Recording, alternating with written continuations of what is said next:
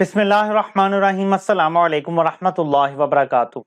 Dirty Harry की सारी मेहनत ज़ाया हो गई है, बल्कि जिनका इस्तेमाल किया था उनकी भी अब कांपें टांग रही हैं। उनको भी पता चल गया है कि उन्हें सिर्फ टिश्यू पेपर की तरह इस्तेमाल किया गया है। मैं आपके सामने असल सेलर की अपनी वीडियो यहां चलाने लगा हूं। वो खुद सामने आ गया है और उसने क्या बताया है वो आपको सुनाता हूं, लेकिन इससे पहले मैं आपको सिर्फ एक हिंट देना चाहता हूं। एक कानून में तब्दीली की बात हो रही है और कुछ लोगों ने इसको जोड़ दिया है कि शायद जो मौजूदा बादशाह है वो मजीद एक्सटेंशन चाहता है। तो मैं आपको ये क्लियर कर दूं कि मौजूदा बादशाह को एक्सटेंशन लेने के लिए किसी कानूनी तरमीम की जरूरत नहीं है।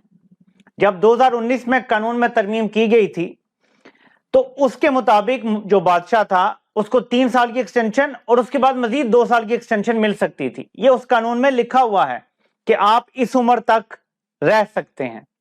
तो अगर वजीर आजम चाहे तो उस कानून के मुताबिक मजीद 2 साल एक्सटेंशन दे सकता है, किसी नए कानून की जरूरत नहीं है। तो फिर ये क्या है जी कि उसमें रिटेंशन की बात की जा रही है कि वजीर आजम जब चाहे टॉप के ऑफिसर या बादशाह को रख सकते हैं, रिटेन कर सकते हैं। मुझे नहीं पता ये कानून पेश हुआ या नहीं, मैं इसके बारे में नहीं जानता। पार्लियामेंट के मामलात में मैं इतना तवज्जो नहीं देता, मैं सिर्फ आपको इसका टेक्निकल कानूनी पहलू बताने लगा हूं। टेक्निकल और कानूनी पहलू यह है कि एक साहब जिनका मरियम नवाज ने भी नाम लिया था, जिनका नवाज शरीफ के बारे में भी कहा जा रहा है कि उनके पसंदीदा हैं, उनकी रिटायरमेंट 26 या 27 नवंबर को हो रही है। तो अगर वजीर आजम ये समरी देते हैं कि मैं इनको मजीद 2-3 दिन के लिए रिटेन करता हूं और फिर 29 को समरी आती है कि अब इनको बादशाह बना दिया गया है, तो ये कानूनी हो जाएगा। तो ये जो रिटेन वाली बात है ये मौजूदा बादशाह के लिए मेरी नजर में कम से कम नहीं है, उसके लिए और 1000 तरीके निकाले जा सकते हैं। तो ये तो एक क्लियर कर दिया। लेकिन यहीं से अगली चीज कनेक्ट कर दूं कि जब इमरान खान ने ये तोशा खाना वाली घड़ी बेची, जिस पर ये सारा 2 दिन से एक प्रोपेगेंडा चल रहा है, जिसको मैं अभी बिल्कुल बेनकाब करने जा रहा हूं, उस वक्त आप सिर्फ गूगल करके देख लें कि DGISI कौन था, जिनके पास ये सारी मालूमात होती हैं, और फिर आपको समझ आ जाएगा कि सारे साफियों तक और ये सारे मामलात कैसे पहुंचे। सारा खेल आपके सामने खुल के आ जाएगा। मैं फिलहाल सिर्फ इतनी ही बात करूंगा, कुछ गूगल आप भी इस्तेमाल कर लिया करें। अब आते हैं उस वीडियो की तरफ और फिर मैं आपको पूरी उसकी तफसील दिखाता हूं। पहले आते हैं इस वीडियो की तरफ। एक ये वीडियो है, इसमें मैं आपको ये लिंक क्लिक करके ये इंस्टाग्राम पेज पे मैं अपने गया हूं, यहां से मैं उनकी स्टोरी देखने लगा हूं। Good afternoon, Chris. It's time for Watch of the Day.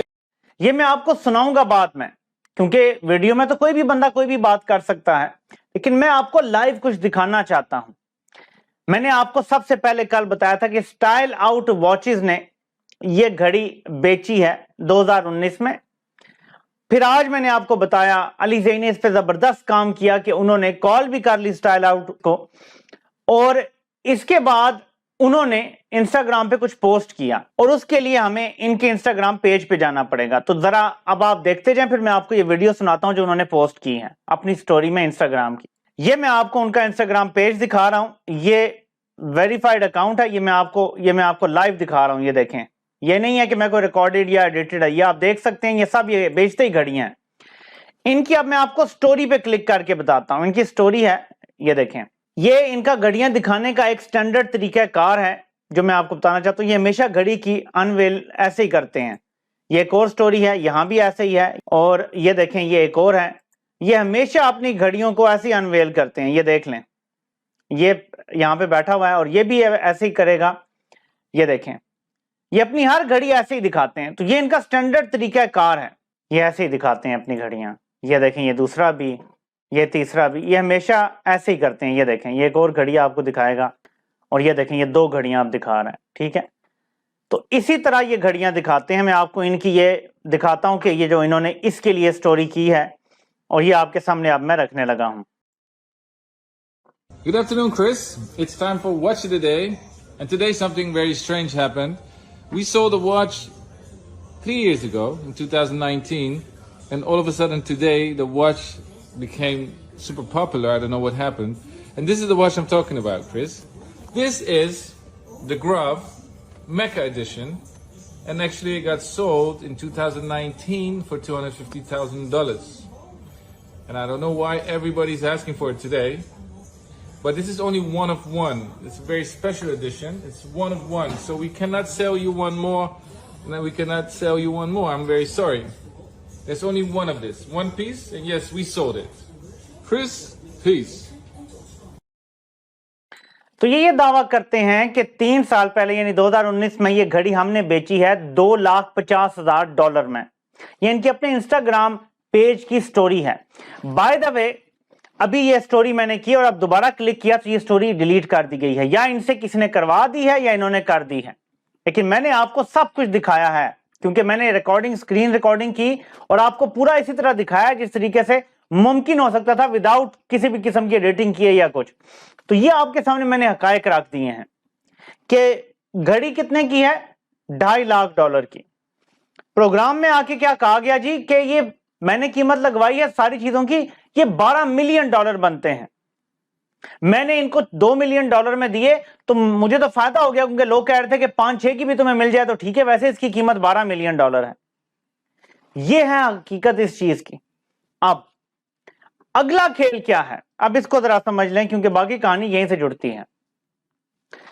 Imran Khan کی جب حکومت گرائی گئی تو سب سے پہلے صحافیوں کو بلا کے کہا گیا کہ یہ توشہ خانہ کا مسئلہ ہے، اس پر آپ نے سٹوریز کرنی ہے.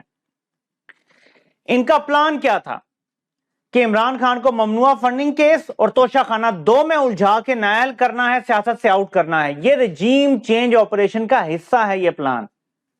مسئلہ یہ ہے کہ عوام اتنی زیادہ عمران خان کے حق میں ہو گئی ہے کہ اب ان کو ایک ایسا کیس چاہیے اور اس سے پہلے عوامی بیانیہ چاہیے کہ یہ عمران خان کے خلاف شب خون مار سکیں. فیصلہ اب بھی وہی ہے کہ عمران خان کو آئندہ سیاست نہیں کرنے دینی. اب بھی وہ اسی پہ ڈٹے ہوئے ہیں. جو مرضی تبدیلی ہو جائے، جو مرضی آ جائے، رجیم چینج آپریشن ریورس نہیں ہوگا. میں آپ کو بتا رہا ہوں صرف ایک صورت ہے کہ آپ ملینز میں لوگ پنڈی اسلام آباد پہنچ جائیں جب عمران خان آپ کو بلائیں. ابھی تو روزانہ مختلف شہروں میں جلسے ہو رہے ہیں نا اور ایک کاروان چل رہا ہے. لیکن جیسے عمران خان آپ کو کہیں گے نا کہ آپ پنڈی پہنچیں، یہ آپ پر ڈیپینڈ کرتا ہے. ورنہ یہ لوگ فیصلہ کر بیٹھے ہیں کہ کسی صورت بھی عمران خان کو واپس نہیں آنے دینا. یہ سب اسی پلان کا حصہ ہے. بڑا کمپریہنسو پلان تھا اور نارملی یہی ہوتا تھا، جس کو اتارتے تھے وہ غیر مقبول ہوتا تھا، پھر اس پہ کیس بنتے تھے، پھر وہ جیل جاتا تھا. یہ 75 سالوں سے چل رہا ہے، یہ کوئی نئی بات نہیں ہے. بھٹو جیسے بندے کو بھی اقتدار سے ہٹا کے جیل میں ڈالا اور بعد میں پھانسی دے دی تھی اس کو. تو یہ اقتدار میں جو بھی سیاستدان ہوتے ہیں انہیں جب نکالتے ہیں تو ان پہ کیسز ہی ہوتے ہیں، وہ پھر جیلوں میں ہی جاتے ہیں یا وہ ایگزائل میں چلے جاتے ہیں. عمران خان نے ملک چھوڑنے سے انکار کر دیا تو نیکسٹ یہی تھا کہ آپ جیل میں جائیں گے یا آپ نااہل کر دیے جائیں گے. یہ اب عوام نے ناکام بنانا ہے. آپ کے سامنے حقائق جو ہیں وہ میں نے رکھ دی ہیں. آپ سے انشاءاللہ پھر ملاقات ہوتی ہے. اللہ پاک آپ سب کا حامی و ناصر ہو اور سب کے سننے کا بہت بہت شکریہ.